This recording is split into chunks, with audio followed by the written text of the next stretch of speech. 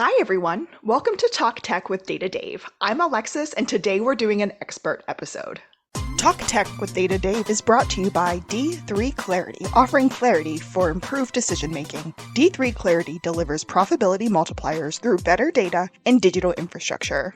For more information, contact D3 Clarity at d3clarity.com. I'm here with my good friend Data Dave, who you all know. Good afternoon, everybody. This is Data Dave. Thank you, Alexis. And we're here with our expert, as Alexis just said, Mr. Patrick Walsh, who heads up our cloud and security business unit here at D3 Clarity. Hey, Dave. Hello, Alexis. It's good to be with you guys Patrick. today. Hi, Patrick. Good to see you. So if Dave was Data Dave, then Patrick would be Cloud Patrick, but it doesn't have the same ring to it. It does not have the same ring. Does not, Yeah. absolutely does not have the same ring. But as Dave said, Patrick is the leader of our cloud engineering team. Our cloud engineering team is doing all kinds of awesome things. And although we often talk about data on Talk Tech with Data Dave, this podcast is all about all things data, all things cloud, all things technology, all things D3 Clarity. So we thought it'd be awesome to bring a cloud expert on to talk about a kind of inclusive topic today, identity. And so that is my question for today. Dave, Patrick, talk to me about what identity means in the digital world, because I come from an HR background, as you and our listeners know. And so to me, identity means something very different than it means to you. Right. So Go ahead, Dave. Let me take that one first, right? So identity in the digital world and in the modern digital world especially is a huge issue and a huge thing, from social media, from the ethics of identity. Who is a person? How do you protect your privacy, identity theft, and various other things? So that is a tremendously large and interesting issue. From a data perspective, it often means the demographic data that describes somebody, your name, your address, your different things that actually uniquely identify you. But that's not where I think we should focus today. I think today, and we'll maybe come back to that in a different episode, but today I think where we should focus is on the security and the protection of that. As we see more and more data, and as we talked about in a previous episode, more and more data moving to the cloud, what I think we should talk about is how data can be protected, how people's data can be protected, and how that pertains, and should people be worried about their data moving to the cloud. And so I'm going to hand that to Patrick, who heads our security and is a certified security expert. Is it a security certification, Patrick? No, we just exciting news. Just got my cybersecurity certification today, actually, this morning when I was finished the exam, which was awesome. It's through the ISC squared organization, which is the certifying organization for security, governance, policies, procedures, all that good stuff. So that happened this morning. Awesome, that was Patrick. fun. Congratulations. Yeah. Congratulations. Yeah. So security around identity, I guess, is the great place for us to start with this identity in the digital world idea. So yeah, talk to me about what that really means, or what that really looks like, especially pertaining, Patrick, from a cloud perspective. I'd love to hear a little bit more about that and learn a little bit more about that. Well, from a cloud perspective, we do a lot of things to protect, not just it would be in my case, the way I treat the data, it's all PII or PCI related data, because or even HIPAA. You got to stop there. What's PII or PCI? So PII is the personally identifiable information. So that's stuff like your name, your birth date, your social security number, your email address, all that good stuff, right? These are all data points, as Dave has laid out in his previous Tech Talks, that these are data points that define you. There you are. And so all of that information is, I mean, it's out there in droves, in probably multiple locations, multiple platforms, multiple uh, you know, areas where, you know, sometimes it's hard to tell where all of your information actually is. Can we drill into that for a minute, Patrick? Yeah, go ahead, Dave. Just I'm sorry. If we've all put our personal information, we all purchase things online, we all do a number of things online, and we have to put out a certain amount of information in order to be effective, right? So identifying information, credit information, health information, etc. Correct. And that is all. We trust the people with that information that it doesn't get compromised, and sometimes it does, as we all hear in the news. Yep. The thing that's happened recently, and I think this might be interesting to talk about, is we've recently started in the last couple of years, really, receiving these codes on our phones that people require what they call 2MFA, multi-factor authentication and things. Could you explain that a little bit to people so that we can understand how that is used to help protect this valuable information that is our identity, whether it's credit identity, our identity, or our health identity? Right. Yeah, more than that, Patrick, I'd also like to know why. Like, why do I have to do that? Well, okay. So these are both loaded questions. So let me first answer the MFA piece. So security, it normally is, at least through internet or the cyber world, it's something will get you access to data, right? And something would be your username and a password, right? So those are two pieces of information that now.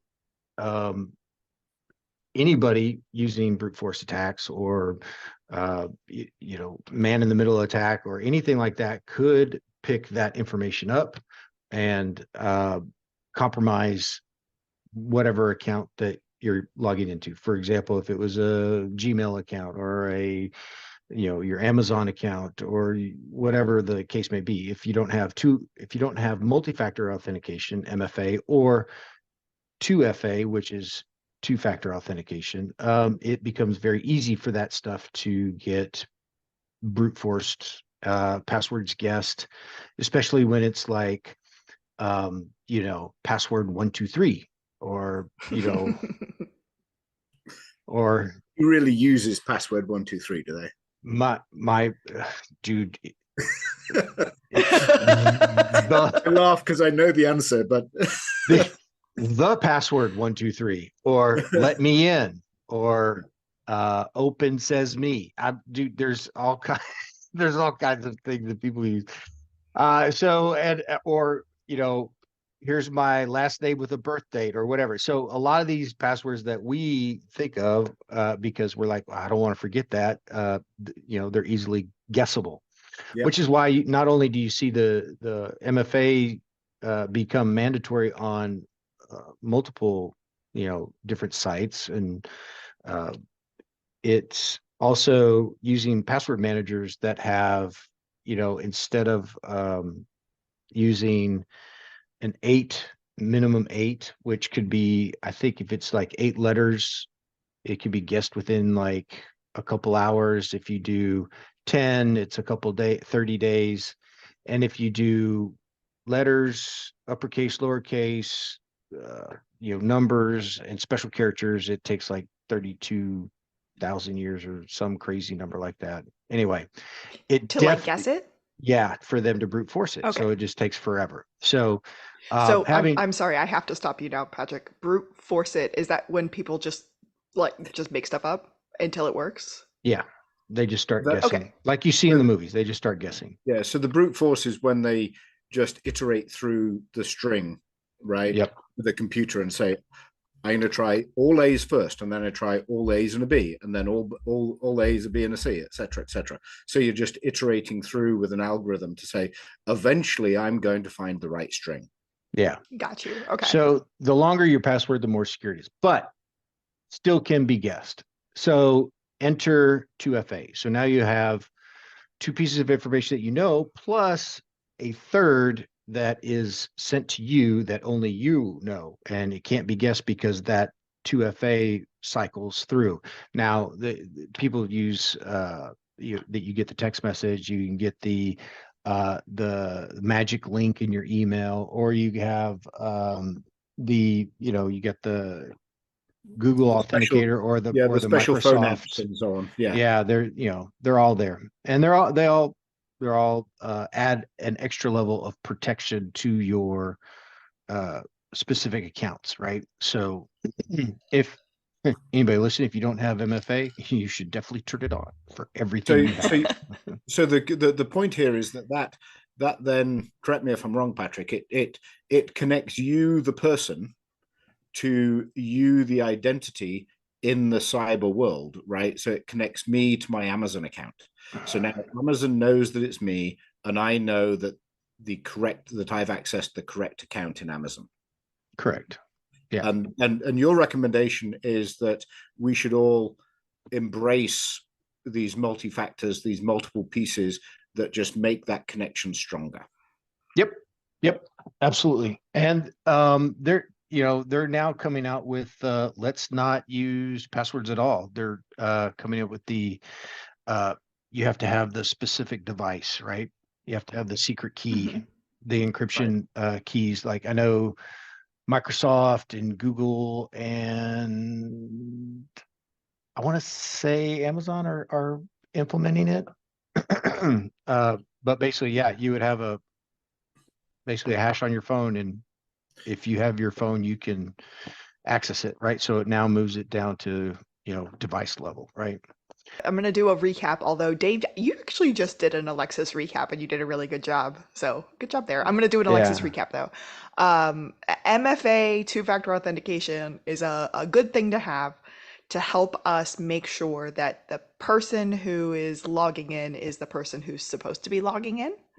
And the reason we do it is to add a third layer of security Yep. versus just a username and password. Is that kind of the synopsis of that? Mm-hmm. Yep. Yes. Okay, cool. I think So I understand that a little bit more. yep. So even better than two-step or MFA or username, password, all that stuff would be used. Like I said, passkeys. Uh, which is you basically you have your personal device logging into your computer. It syncs that information, and now you have to have a device. So I mean, it's either that or you go. I mean, even my laptop, my has biometrics on it, right? So Hmm. no one can get in my laptop unless they got my fingerprint. No one can get in my phone unless they have my fingerprint. Or they could try and guess my super secret PIN, right? So those are the I mean, these are all the things that protect us, right? And what are we protecting? Well, we're protecting our financial information, we're protecting our health information, we're protecting our personal correspondence between loved ones, whether it's text messaging or emails or anything like that. So it's not like it was when I was growing up where you just like, yeah, no phones, no pictures, no cameras, no evidence, right? Now there's evidence and cameras and pictures everywhere. So you want to make sure you protect yourself. And this is just one of the ways that you would protect it by using these various different ways of authentication. Excellent.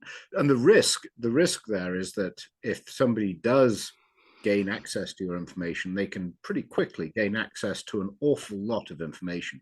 If they can get into your Amazon account, they've got your entire buying history. If they can get into your bank records, they've got your, not only can they possibly transfer money out, but they've also got your purchase history and your financial history. Yep. Which is essentially a fingerprint of your life. Yep. Think about it that way. It's a lot of information. So being able to properly authenticate or identify yourself to these systems that you want to be identified by, and then hold that tight, is actually incredibly important. We all love the benefits of this modern world, but there are risks and dangers that come along with those benefits. Oh yeah. Everybody has to do their own risk acceptance and mitigation and all the all the stuff that comes along with put your stuff out there on the interwebs. So Mhm. Yes. And So, this goes into the real life as well, right? So we see what people call omni-channel purchasing and so on, where you can go into a store and the store knows your online presence, right? So this is the Whole Foods plus Amazon Prime knows exactly who you are when you come into the store, when you check out. And it's that, okay, not only is it that online presence, it blends into this, you bought this online, therefore you probably want this when you get to Whole Foods or get to the actual shop. yep. Dave, you called that omnipresence, as in always present. Is that a technical word or is that a Dave word? It's omni-channel, and Omnichannel. it's a term for essentially omni-channel, all channels that a retailer or a business can use to reach you, Alexis. So it's Okay, saying okay. the data moves across all the channels that are being used to reach you, whether it's online, whether it's in person, whatever it might be. All the channels are using the same data set and offering the same benefits and the same sales, etc. Mhm. Right. Okay, okay. All in the name of marketing. Hey, did you know you're on the So, aisle that has something that you just bought on Amazon? You should buy another one. So, so interestingly, I did a project some years ago for a video gaming company. What they did was as you walk past the store, if you'd been to their store before and logged on to their network, then they would detect you walking past and they would play the video a clip of the video game that you recently bought on the monitor outside the store. Ah, oh my gosh. I mean, that's kind of genius and also very scary. Yes, it is, but that's the power that we're reaching to. If you bring in the security, this authentication type realm that Patrick's talking about, and combine that with the data work that we currently think about, and start to say, okay, Alexis is walking past this store, therefore her phone is walking past this store, therefore we're going to do this because Alexis is interested in this. We were just at DGIQ, right? And we're about to go to DGIQ again. Well, everybody who goes to DGIQ has a badge, right? Mhm. And then that badge has an RFID chip or Mhm. one of the little It's like a Bluetooth. barcode scanner. Yeah. Yeah. QR codes, And yeah. so when you walk into a session, you get automatically scanned. You know, they're like, oh, they must be interested in topics X, Y, and Z. And that's, you know, you automatically get the emails, the follow-up emails after the event from whatever, companies that you visited the booth or whatever the situation is, right? So shameless plug, Patrick, you just mentioned DGIQ, which is the Data Governance Data Quality Conference that's occurring in DC, Washington, DC in the beginning of December. So if you want to come talk to us, we will be there and we'll be hosting sessions to talk anything data and data governance, data management, etc. yep. Shameless plug. As long as we're doing shameless plugs, I'm about that life. Patrick, the cloud team had some really great news recently because D3 Clarity just achieved its AWS cloud migration competency, right? Yes, we did. It's a big, it was a big, uh, I don't know. It was a big competency. We had enough use cases and clients and stuff that we were able to um, get that competency. So that competency is the migration competency. So it goes all the way from data migration, which is one of our specialties, using whether you're moving megs, gigs, or terabytes, we've done it all. And then data migration, application migration, and also putting in the security, governance, networking, all the pieces of the puzzle that a good cloud architecture design is needed, right?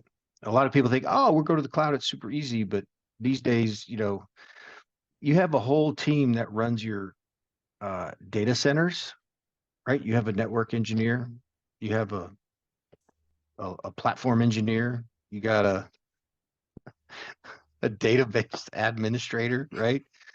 Those Right, positions don't disappear when you move out to the cloud. right. It's still needed. Like you might not need 10, but you still need a couple people there to manage the environments, right? And do all the maintenance work that's required. Which on the cloud side of D3, that's we do all of that stuff, right? You can hire some of our team members to go do that stuff for you. So anyway, So what that shameless plug. exactly, I'm all shameless about plug. them. Uh, so that is basically, if you are moving to the cloud and starting to take some of your data and applications to the cloud, then we D3 Clarity, in conjunction with AWS and as certified by AWS, can assist in moving the data, the applications, networks, etc., in a managed, secure, guaranteed manner that says, yes, this data is protected in a manner that is acceptable within the industry and within the various levels of privacy that are required, whether it's identity, whether it's health, whether it's credit type information. Yep. And yeah, don't let the easiness of the cloud the easiness of the cloud fool you. The easiness doesn't put any security in place. The easiness is just that, it's easy, right? And the reason why the reason why we have a cloud team and why there's hundreds of cloud migration experts out there in the world is because it's not easy, right? By default, TLS encryption is not enabled for your communication to your databases. By default, it just allows anything to talk to it, right? So, that's PCI standard. You have to have the proper encryption between your application layer, your data layer, and all that stuff, right? These are all things that, oh, well, we got it working, but didn't, Just to drive that home, isn't yeah. it true, Patrick, that we were doing an audit one time and we happened to come across a organization that had their data warehouse open to the entire internet? Yeah. We don't, it wasn't great, but we got it shut down as soon as we found out, like told Yeah. the client, I was like, yeah, this is bad juju, This is dude. You not need good. to fix this. Yeah. Okay, so Patrick, you just said like TCL encryption. Is that what you said? TLS. TLS. That is a subject for another day. I'm going to put a pin in that. Dave, I'd also like to put a pin in this bigger conversation of identity. I think that'll be a great question for you and I to talk about at another day, not from a security standpoint, but from a straight digital standpoint. Absolutely. But this is basically the end of our time. So to wrap things up, Patrick, thank you so much for being our What? expert. I had to ask you a bunch of questions, which means you did a good job. It means I had to learn something today, which is awesome. So thank you so much for being on with us. And Dave, thanks as always for being Day to Dave and chatting with us. Yep, and thank you, Patrick. Congratulations on your certification and on the accreditation that we received. So congratulations on both of those, and thank you very much for joining us. And Alexis, as usual, it's a pleasure as always. Thank you very much. Bye. Thanks, everyone. If you have a question for Data Dave, reach out to us via email at talktech@d3clarity.com. We'll be happy to answer your questions in the podcast. Thanks. This podcast has been brought to you by D3 Clarity. No one has time or patience to fix all of their data and infrastructure problems. D3 Clarity helps some of the world's most recognizable brands take the right action to turn their information into strategic profit making. For more information, go to D3 Clarity, that's the letter D, the number 3, the word clarity.com.